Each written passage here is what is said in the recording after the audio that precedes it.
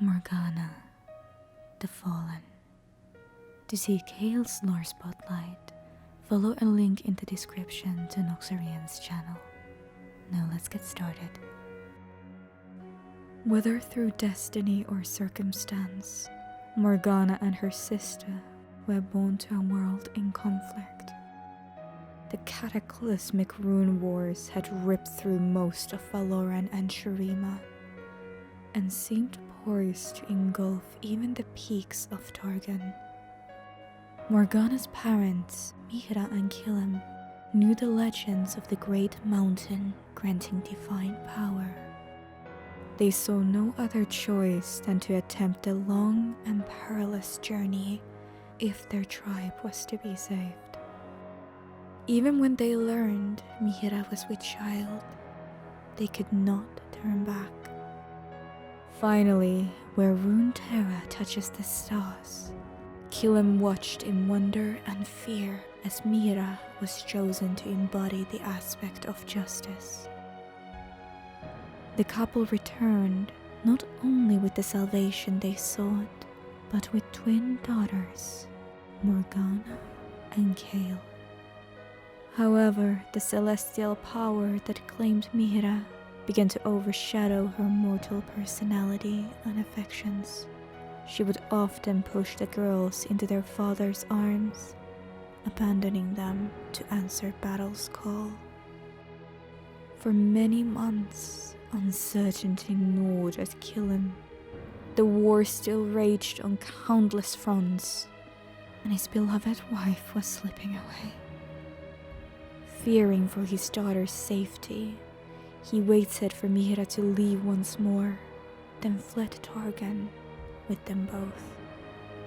Though their destination did not yet have a name, it would become known as a haven from magic and persecution, the kingdom of Demacia.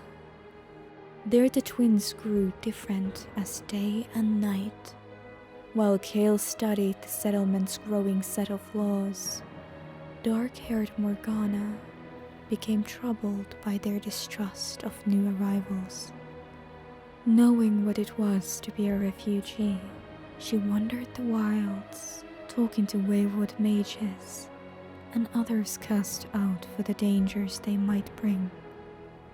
At home, she felt her father's heartbreak at leaving Mihra behind, and grew bitter at her mother for causing such pain. Morgana's fears that she and Kayle might carry some remnant of the aspect's power were eventually confirmed when a great blade, wreathed in shadow and starfire, fell from the heavens. As it pierced the ground, splitting in two, feathered wings burst from the girl's shoulders. Their father wept at the sight of them, each taking up half of the weapon, and turned away even as Morgana reached out to comfort him. While Kayle embraced their new calling, rallying an order of judicators to enforce the laws, Morgana resented her gifts until the night their settlement was raided. Kayle found himself surrounded as the fighting spread.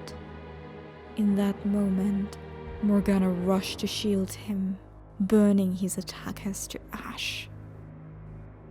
Together the sisters saved countless lives, and were hailed as the winged protectors of Demacia.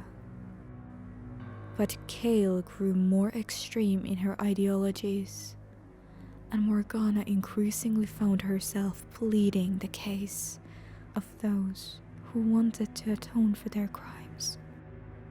An accord was struck between the sisters and their mortal devotees, though it was uneasy and did not last. Kayle's most ardent disciple, Ronas, came to arrest Morgana herself. Attempting to protect her penitent followers, she shackled him with dark flame until he fell to the floor, dead. Divine fire lit the city from above as Kayle swore to bring Ronas's killer to justice. and Morgana met her sister in the skies. They raised their blades, each matching the other, with arcs of blinding light and burning darkness that lashed down at the buildings beneath them. It seemed certain that one of them would win, but Morgana faltered when she heard their father's anguished voice. Killam lay in the rubble, mortally wounded. Howling with grief, Morgana hurled her half of their mother's sword at Kayle and plunged to the surface like a meteorite. She cradled her father, cursing their inheritance for the destruction around them. Kayle landed, dumbstruck, and Morgana demanded to know if the smiting of wicked mortals included Killam, whose crime was stealing them away from their mother. Kayle gave no answer, but soared into the heavens without looking back. Morgana's wings became an inescapable reminder of her pain. She tried to cut them from her flesh, but could find no blade strong enough. Instead, she bound them with iron chains, resolving instead to walk the world of mortals.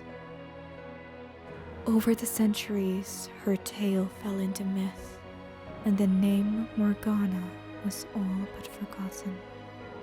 To this day, the people of Demacia venerate the winged protector, but recall only the glory and truth of one sister, while Morgana's dark outbursts and belief in personal redemption became the mysteries of the Veiled One.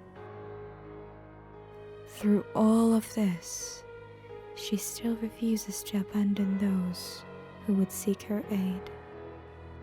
Bitter and betrayed, she bides her time in the kingdom's shadows, knowing with certainty that Kayle's light will return someday to Runeterra, and all will face her judgment. As magic begins to rise again, Morgana sees that dawn is nearly upon them.